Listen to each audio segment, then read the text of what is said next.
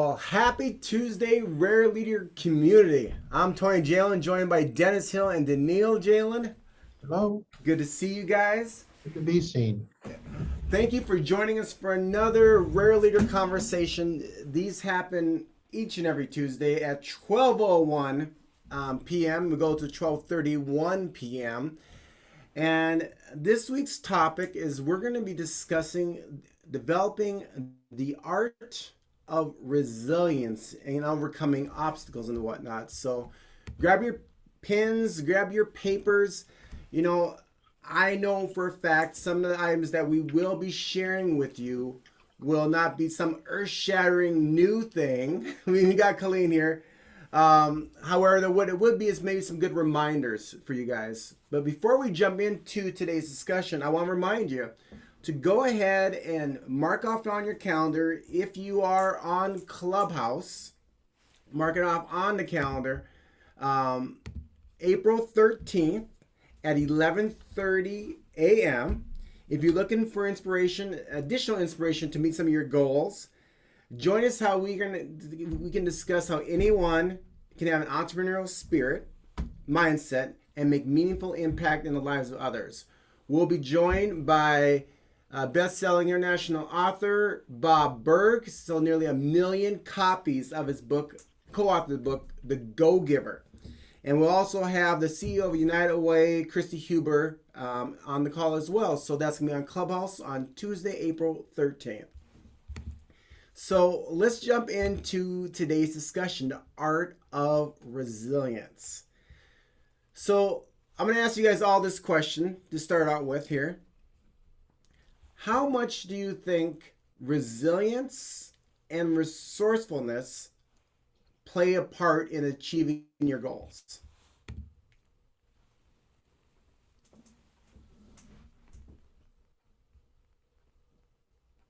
I see them as something that's kind of hand in hand because I think to be resilient, you need to figure out different ways to be resourceful and not being stuck where you're at. Mm-hmm.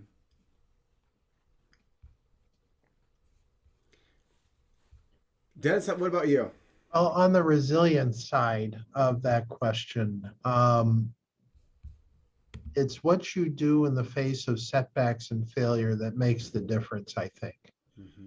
So if you're not resilient and you're unable to pivot or change, you're really in deep trouble as a follower and as a leader. It really doesn't matter. We have to learn to be resilient people and to bounce back or bounce forward, which, by the way, a company's out there using that slogan that we coined a long time ago, bounce forward. So it's catching on. Well, it's catching on. Well, it's interesting is that just this morning we had a situation. I was about to run a meeting, and it was a big meeting. And we get there to the appointment. The person I'm doing a joint call with, they're extremely excited about it. And next thing you know, we're waiting in the lobby, and then we get rescheduled. We can be sure that life will at times will go ahead and throw us obstacles, but really we may not be in control of what happens to it, but we can be in control of how we react to it, right? So today we're going to share some of those tips for you, how to stay focused on what you want in life when you're hit with some obstacles. So one of the tips that I've learned over the years is knowing exactly what you're after in life. We've talked about, a couple of this last week in terms of what are some things that are keeping you from progressing. We talked about this on the 5-day Rare Leader Challenge. How important is it when you're developing the art of resilience to know what you want your life to look like? And open that up for discussion. Can you hear me? We sure can. Okay. I'm going to stop here in a minute. I'm just trying to get to my next point. Sorry. When I think about resilience and just in my own, when you're in life and you're in business and you're trying to, you know, whether it's making sales or, you know, selling you need to be, yeah, no thanks, many times. And you can't let that discourage you. So resilience is, it should drive you. I just feel like resilience should make you stronger and drive you harder. You know, to your point, Colleen, there, and we're cutting in a little bit in and out there, but you said something there in terms of, really thinking about how resilience can make you stronger, right? And as you're developing this art of resilience, how come, or let me ask you this question, and this all passes off to you guys. Why would be keeping a list of your goals short and to the point important in developing the art of resilience?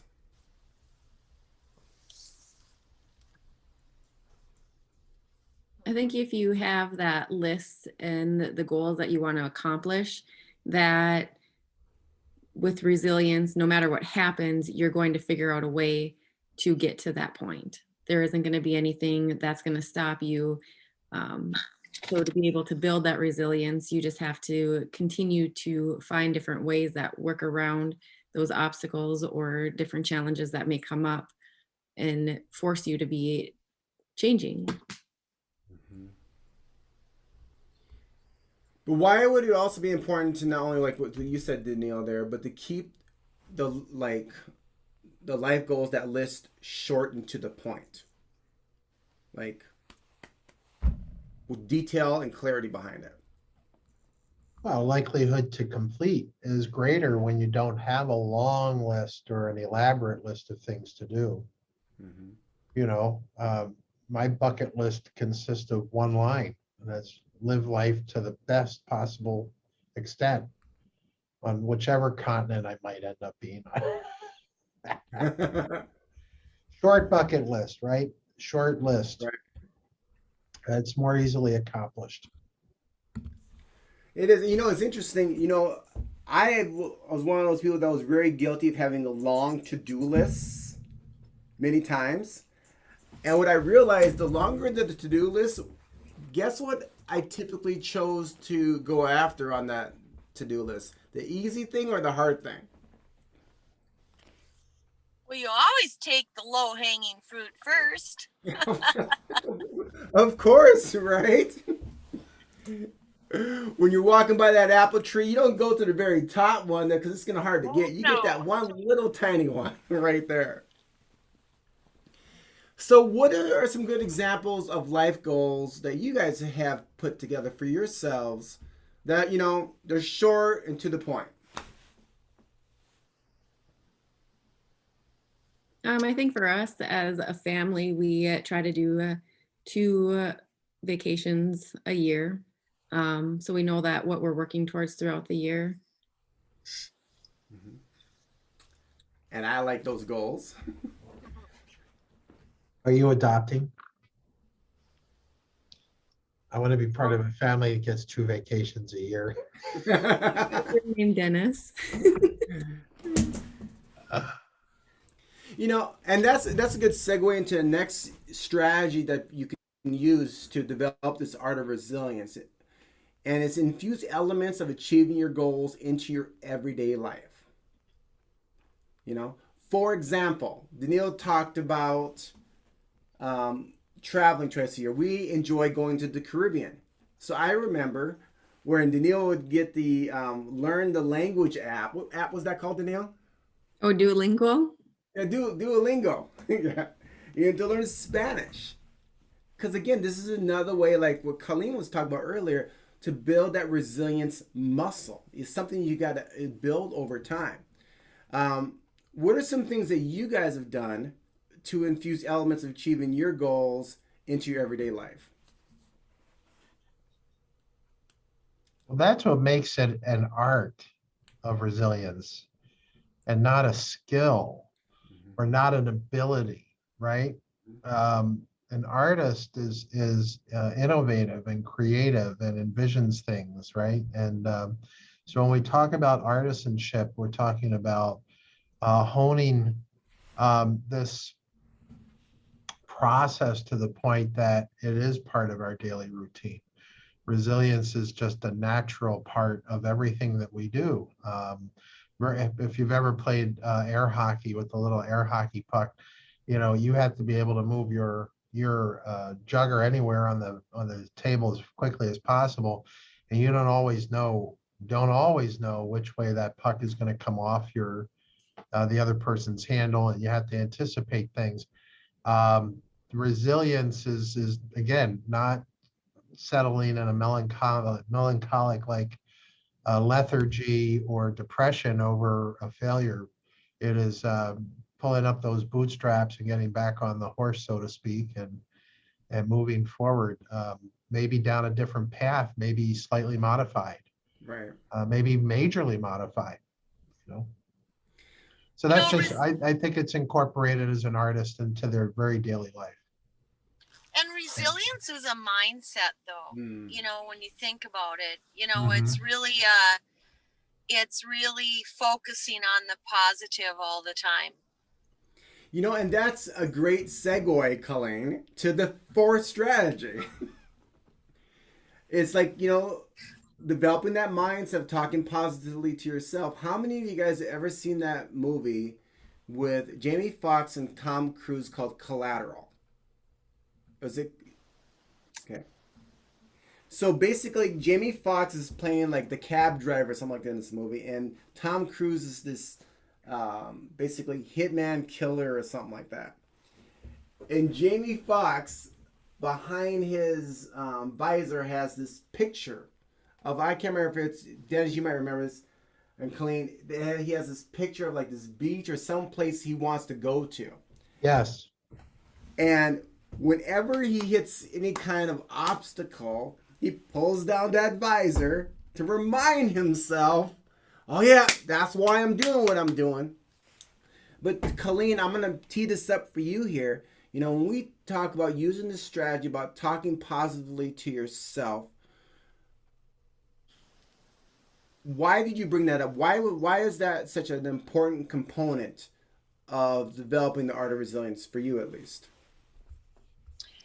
Well, because it's always easy. You know how they say the negative always spreads faster. It's always easy to pick a negative in a conversation over a positive, always.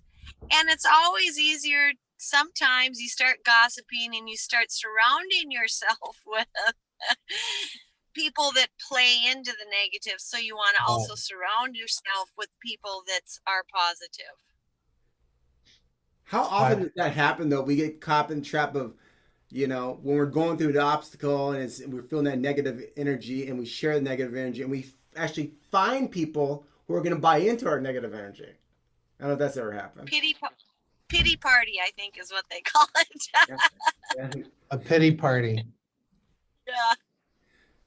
But Dennis, you're going to share something there? Well, just the fact that, there's names for people like that these days, as there have always been names, right? But but somebody told me a long time ago, I don't remember who's she's plagiarizing, but mom would say, if you want to see your future, look at your friends today.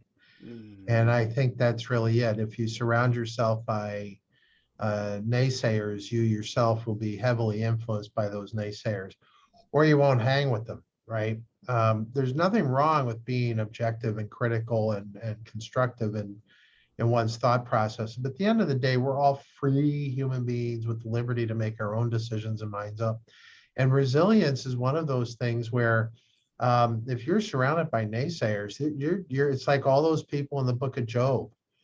Just lay down and take it, man. You know, we don't know how severe your sin was, but you're screwed. Just deal with it. And if you can't admit it, we're just going to assume you're screwed. I mean, you don't need people like that in your life. So, in terms of positive self-talk, for those of you that are watching here today, as we talk about developing the art of resilience, feel free, if you're watching it now, you're watching it later, to go ahead and share some ways that you go ahead and create positive self-talk for yourself to keep your spirits going when the waters are choppy. You know, they say a ship doesn't sink because of the outside seas, because of the water it lets in it. Is that the right? I think how the quote goes. Uh, but Neil, how do you go ahead and work on positive self-talk? 'Cause I know in last week's discussion you talked about, you know, really working on being mindful of having self-examination versus self-criticism. For me, it does come down to who I'm surrounding myself with. And if you want to inundate yourself with positivity, you can come live in our house for 3 days, because it really matters who you're around. And I'm one that tends to like, oh, woe is me, like look at the negative side of everything. But then at the same time, I'm the person that's like, well, you know, this, da, da, da, da, and looking at the positive side, because I've had to really work on self-reflection and working towards having the more positive language and helping see the brighter side, the silver lining of everything. Because as a parent, it's important for me that I'm passing that kind of language and an attitude down to our son Ezekiel, because it's easy for us to get caught up in the negative of everything and this happened or that happened, but really what was the lesson we learned from it and how can we use that going forward, so we don't get stuck in that trap. Yeah, that's true. And you know, when we're thinking about that, you mentioned a part about reflection, and I'd be curious, Colleen, if you can speak to this portion here. You know, I think the fifth strategy to go ahead and developing that art of resilience is actually reflecting on your efforts in order to reinforce them. So you may be struggling, right? And I think I've shared this on other calls. It may not be that you're doing things wrong, it's that you haven't been doing them right long enough. So, Colleen, can you go ahead and give you some of your thoughts in terms of, you know, why is it so important to actually pause, reflect, and inspect on your efforts in order to reinforce them when you're building that muscle of resiliency? Well, I think it's not that I'm doing things wrong, but when I reflect, it's just that I'm reflecting on changing the process or whatever I'm doing to better serve the situation. So it wasn't that it was wrong, but it was not maybe the right path for that situation. So I felt a little bit of failure. So my resilience says, let's just change the path a little so that you're not feeling that way and see if this works differently. So here's a question for all you guys then, because, you know, when I take the time to reflect on my efforts, sometimes I just want to pat myself on the back going, you know what? Some progress is better than no progress. But what things have you guys learned in terms of, okay, you're starting something new and there's always that new start to things, the new habits, the new mindsets around something, whether it be lifting weights, it might be a new computer programming. How do you work yourself through that not getting results on your time in that journey? Does that make sense what I'm trying to ask? What I'm basically saying is this. So, for example, I just started a new gym program. Going to the gym for the first day. I'm fired up. But I know I'm not going to get the results tomorrow that I wanted at the end, right? It's going to take time in order for me to achieve those results. How do you keep yourself going on the path? And we talked about some of the strategies here. But how do you keep going on the path when you're tired, but yet you know you're doing the right thing? Take a nap. Dennis, come on. Yeah.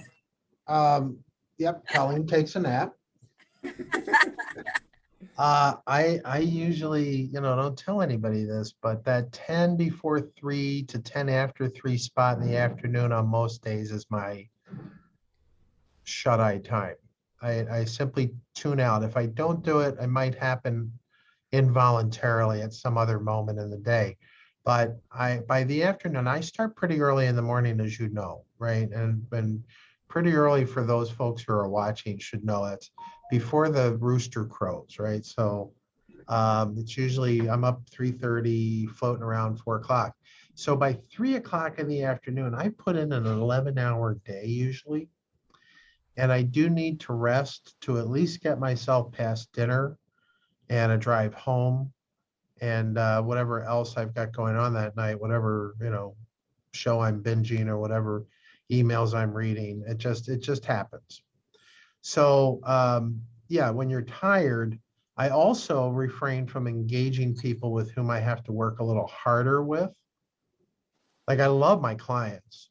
That is not hard work. That is passionate work. It's not even work. It's love. It's a labor of love.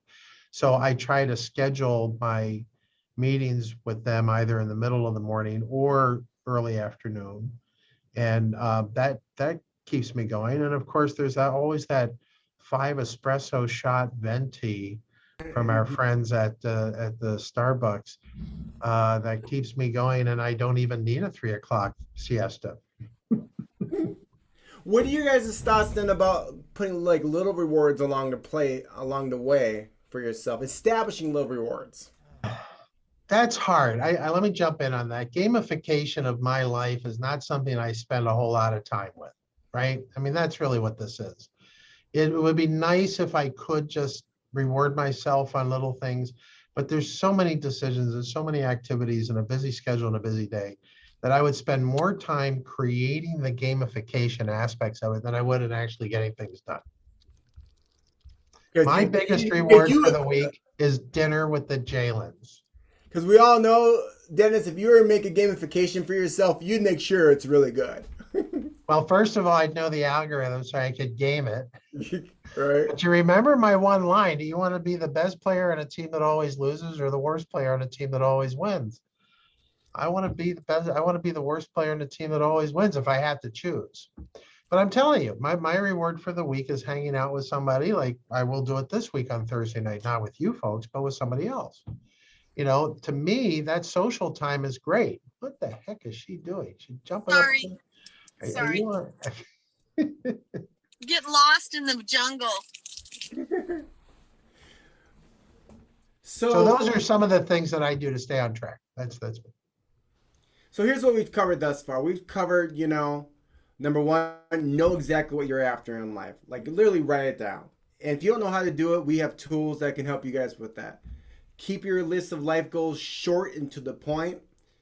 Infuse elements of achieving your goals into your everyday life. Talk positively to yourself. Like self-examination is different than self-criticism, ladies and gentlemen. It is different. And sometimes your worst critic is yourself. So be reminding yourself then. And the fifth thing we talked about is reflect on your efforts in order to reinforce them. The fact is you did do something. And if you give yourself a pat on the back, sometimes you got to do it. I mean, if you're a business owner, we've all owned a business or owning a business. There's not a lot of people to pat us on the back, is there? It can be a lonely world some days. That's why I love the Real Leader community. I mean, our mission is to provide you with the tools and resources to win. And we do that through connection, collaboration, and contribution to one another. So feel free, guys. If you want to join in one of these live calls one of these days on a Tuesday, let us know in advance. We'd like to have you as a guest. Because we got our 1-year anniversary coming up before you know it, too. So I want to challenge, and before we go to this final challenge, or between now and next week, we always talk about having action, right? We just don't want to motivate, we want to inspire that action. What are some final things and thoughts you guys would say in terms of these 5 strategies that we talked about in terms of developing the art of resilience? So I'll start with you, Dennis, first. kind of a wrap-up issue. Is that what you're asking for? Oh yeah, we can't possibly be leaders without resilience. And we have to be willing, like I said, to face the challenges of our failures in order to really rise from them and not become victims of them.